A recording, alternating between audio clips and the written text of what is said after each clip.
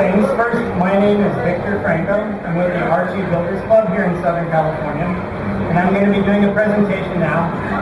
I'll have slides on the display here on your right, and I'll be talking about a lot of the things you see here and on the table and in front of you. And my presentation is in two halves. The first half will talk about the R2 Builders Club, and the second half will talk about how I built my R2, which is similar to many of the other R2s you see here today. Okay? Okay, so first some generic information about the R2 Builders Club. The first thing is, the R2 Builders Club was started in 1999 by a gentleman named Dave Everett, who lives in Australia. And there are thousands of members that are part of the R2 Builders Club, although right now I would say there's a few hundred that are actually building their own artoo-detoos. And most of the people communicate on the internet. So we have a Yahoo group called R2Builders, and on that group you can get blueprints for every single part of R2. So whether it's a metal part or a resin part, the measurements are all available on the Yahoo group, and it's free to join. The other website we have is called astromech.net, and you can see the spelling on the display there. astromech.net. And if you guys want more information about those websites, come talk to us after the presentation. We're going to be over by the rock wall, by the stairway over there, and we can give you more information about the website.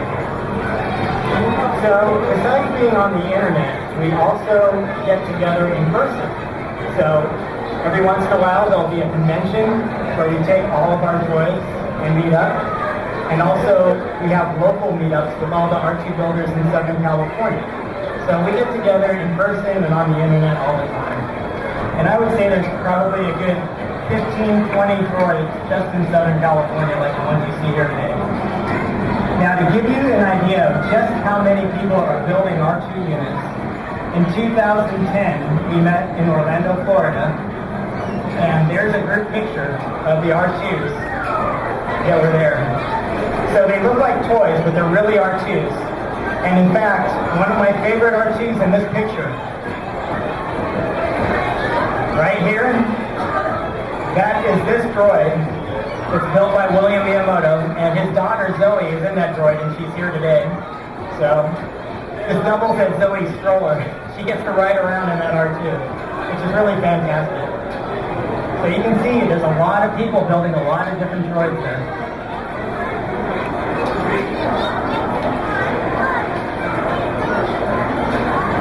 So let me answer some questions that people often ask us about building these R2s.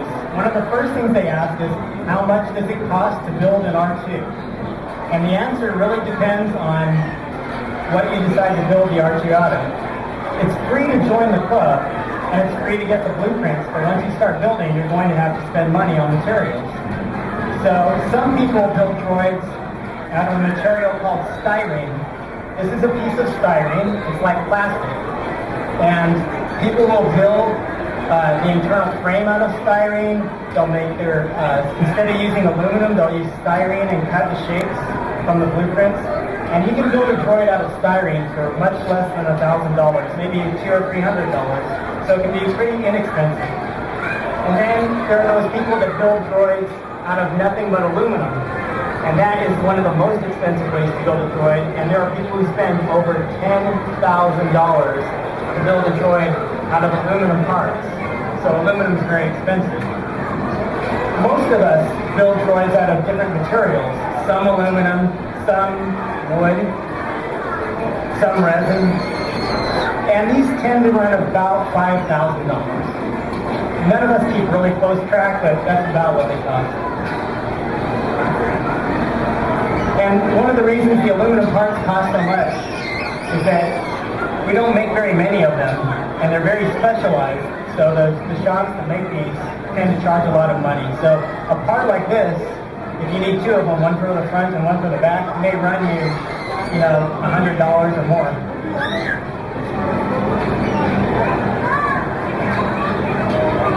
The next question we often get asked is, how much do your droids weigh?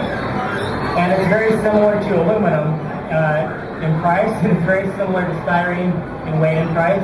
The lighter you go, with the materials, the less expensive they are. So styrene droids usually weigh much under 100 pounds, like maybe 50 pounds for a styrene droid or less. And if you go with something like my droid, which has wood, aluminum, resin, this droid weighs 142 pounds with the dome on. So this is my dome. This is the rest of the body. It adds up to 142 pounds. If you were to build an all aluminum droid, a lot of those droids weigh more than 200 pounds. So they're very difficult to get in your car, to transport to events, things like that. And the reason these weigh so much is this motor is one of two motors I have in the feet. This motor weighs 5 pounds, so there's two of them. There's 10 pounds for the motors. The batteries in my droid weigh 20 pounds. So just in the motors and the batteries, we're talking about 30 pounds of weight. So that's where a lot of the weight comes from right there.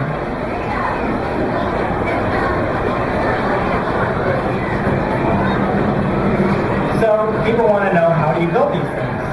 Well, first of all, there are no kits. We build these ourselves with all sorts of methods. So sometimes we build the parts from scratch.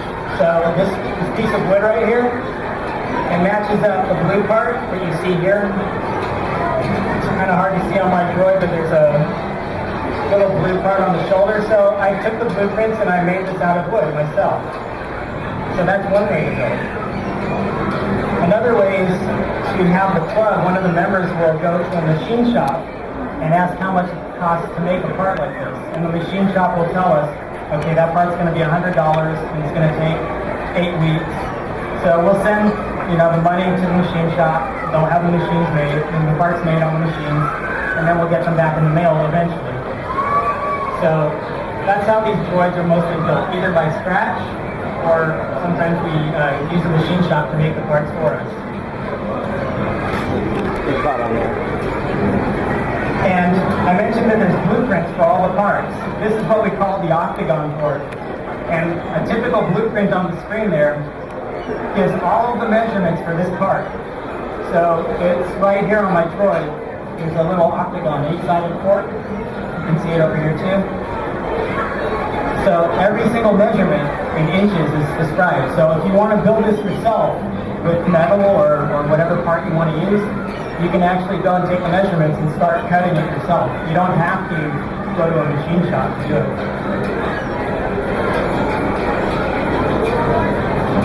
Another frequently asked question is, how long does it take to build these things? Well, I can tell you, my droid took 1 year and 10 months. I'd say the average amount of time it takes is about 2 years. And when you're building parts yourself, it takes a little longer than when you buy them. So if a machine shop makes this, then you don't have to build it yourself. The only trick is waiting for it. You never know when this is going to become available. So you can always make things yourself. It just depends on how long it takes you to build something like this. In my case, I worked on this droid pretty much every day for 1 year and 10 months. So some people have time to build every day. Other people can only build once a week or once a month. So the less time you can put into it, the longer it's going to take you to build, obviously. And sadly, a lot of people start the project, but they never finish it. So there's a lot of builders that join the club, but they start building and then they give up. So that's a little bit sad, but it's true.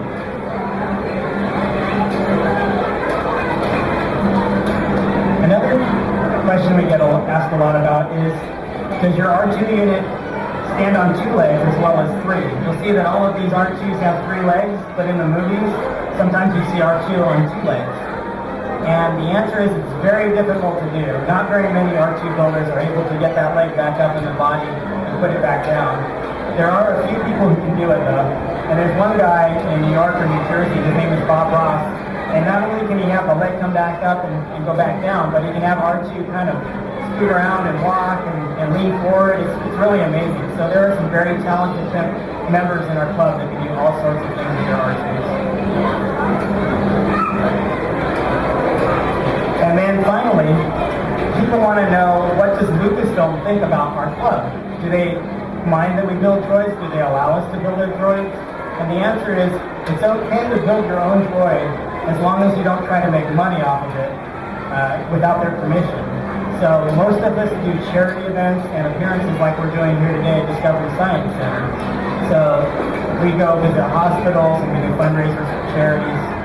But every once in a while, we do get asked to do a commercial or something like that. I don't know if any of you have seen the recent Verizon commercial that has an R2 in it, and the R2 is being compared to a phone. But one of the members of our club that lives here locally, his R2 was in that commercial, and my R2's been in a couple of commercials too, for like ESPN and Microsoft. So when we do those events, we are allowed to get paid as long as we have Lucasfilm's permission. And if you wanted to buy your own R2-detoo, we're not allowed to sell them. But there is a company that used to make them called Sideshow Collectibles, and those cost $5,000 also. But they didn't drive around; they only made noises and blinked the lights. And right now they don't make them anymore, so they're kind of hard to get a hold of. You probably have to look on eBay if you wanted to buy them. Okay. So that's some information about the club. I'm going to describe how I built my R2-detoo now. And it started with a wooden frame. And you can kind of see the frame. I'll turn him around. I took the back door off.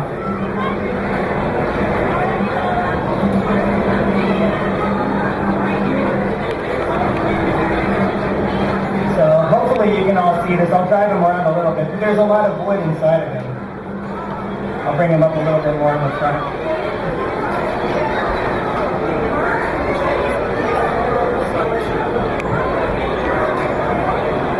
So you can see there's a lot of wood on the inside.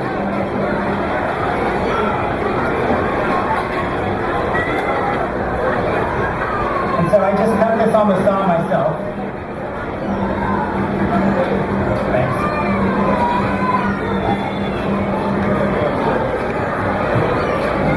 And the next thing I built were the legs. And I also built the legs out of it.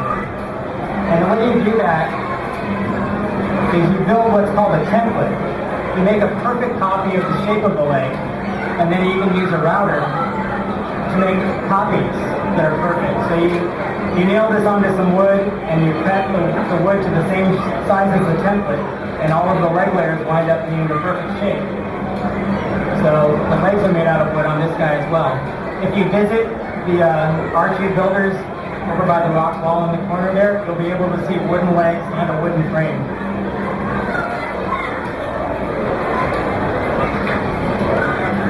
Also, these shoulders, I can actually just pull it off. They're made from 8 layers of what's called MDF, medium density fiberboard. And over in our R2Builders area, you'll be able to see what these look like before they're finished. So these are made of a material similar to wood. And you can see there's many layers. There's 8 layers on each leg, so 16 layers total. And they get glued together. Then on the side of the legs, these blue areas are made out of wood. This is an example that I've been showing you. It wasn't perfect, so I didn't end up using it. But these are made out of a wood called poplar. So again, I just used the blueprints and I cut the part to the right shape and size. Then I painted it blue and put a couple screws in it so it stays in the leg. And that's how I built the booster covers, these blue parts on the leg. Now the skins are the white part that you see here. They go on top of the wooden frame. They're screwed down. And they're made out of aluminum. And this is what they look like when you order them from one of the club members. There's a whole bunch of panels that you need to cut out, and then you need to paint, and then you attach to the skins. So this part, when I bought it, cost around $200. I think it's gone up in price. You could make these out of styrene, the same material that I was talking about earlier. You get a big rectangular piece of styrene and you cut it out, and just cut all the panels out like the blueprints tell you to, and you can make these yourself if you wanted to.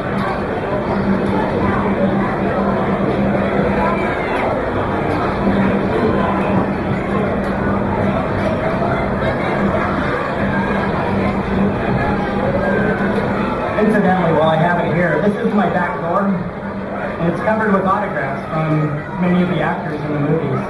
So every once in a while I get to meet one of the actors, and then I have them autograph the back door. So a lot of the R2 builders do this, and it's kind of fun.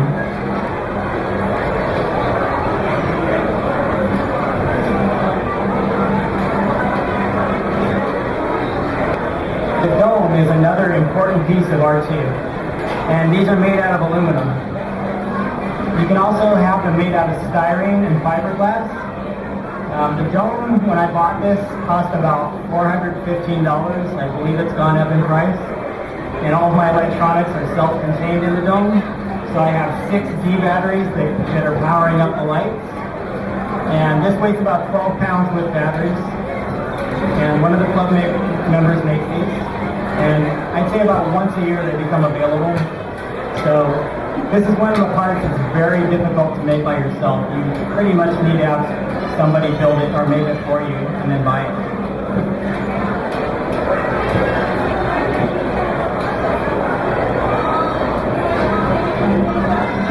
The drivetrains are what make R2 drive forward and backward and turn around. I have 2 of these motors inside of R2. They're intended for wheelchair type of applications, so they're very strong and very powerful. And so my friend Mike and I were building those. We cut out the metal ourselves. If I take off his foot cover, you can kind of see what it looks like. There's a piece of metal with a chain on it. And when I drive R2 around, you can actually see the chain spin.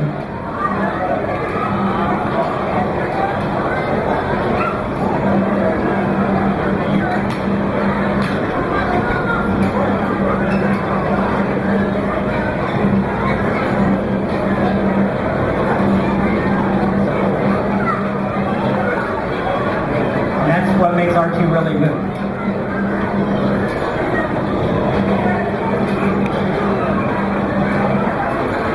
And the foot shells are just made out of plastic.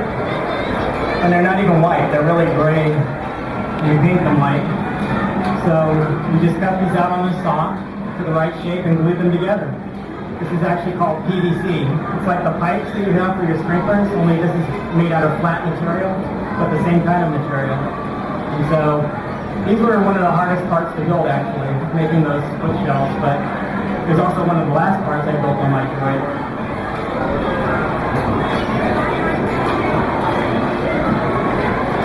And there's this, what we call the skirt on the bottom of R2, right here.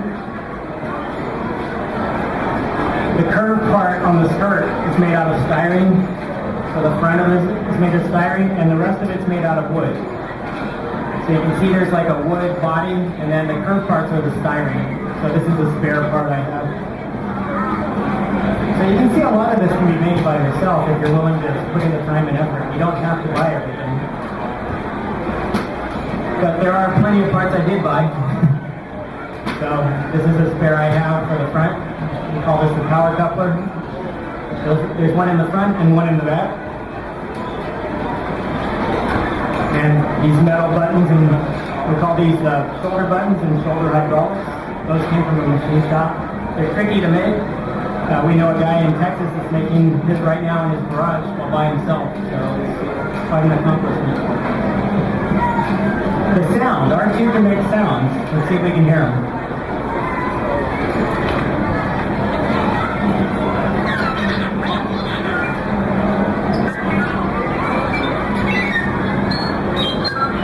Those sounds are coming from a compact flash card like you have in your cameras. So, you know how you have digital media in your camera like an SD card? This one's a little bit older. It uses a compact flash card. It can hold many, many sounds. I have about 40 or 50 sounds programmed on R2. So if I want him to scream because he's afraid, so he can make all sorts of sounds. He can whistle. He can play music. And you can make his R2 sounds. And the batteries, do any of you guys have something called Power Wheels? They're like the little cars you can drive around on the sidewalk.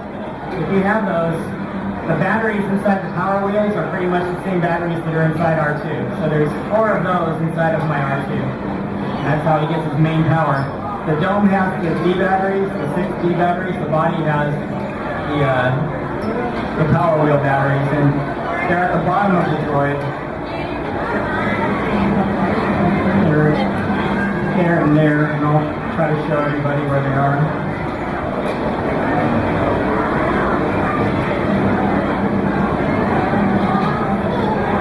That's where all those big wires are leading to. And this R2 has done a lot of fun things. So the man who makes all the Star Wars movies, his name is George Lucas, and he got to meet George Lucas a few years ago when the Clone Wars animated movie came out to kick off the TV show. And he was on the red carpet. On the very right, he met an actress named Kristen Bell for a movie called Fanboys when that premiered.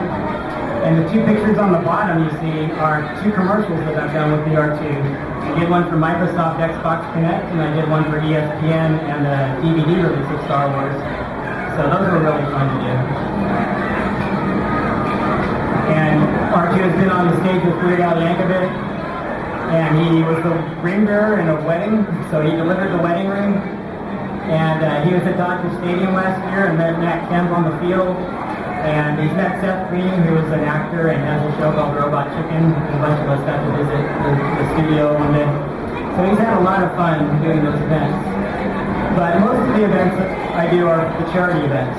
So I've done American Cancer Society events. We've raised money to prevent child abuse. R2 is bowling. I regularly visit CHOP, the Children's Hospital in Orange County, over in the city of Orange. So most of us do charity events most of the time with our R2s, or we make appearances at conventions, and like today at Discovery Science Center. So if you want to know more about the club, visit astromech.net and the Yahoo R2Builders group. We still have about 10 minutes, and I'd like to invite the R2Builders that are still here with me, like William Miyamoto. Tom, if you want, you're welcome to come up, and we'll take your questions. So we'd be happy to take questions. I'll repeat the questions for you.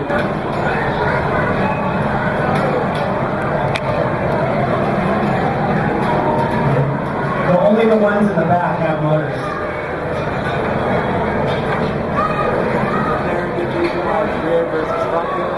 And the reason that the motors are in the back is it's more stable and there's more room to put motors in the back than in the front. The real R2 that they use for the movies actually does have a motor in the front as well, and they can steer it using that plug. But I don't think any of the R2 builders, or hardly any of the R2 builders in our club, put any motors in them. We have time for one last question. We got you earlier, so I'm over here.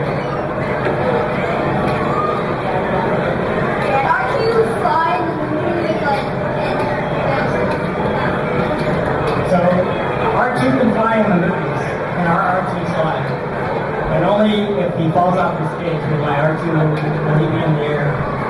Any comments on flying, guys? You want to take a shot at it? No, ours can't fly, unfortunately. If you ever see any fire coming out of him, it's not good.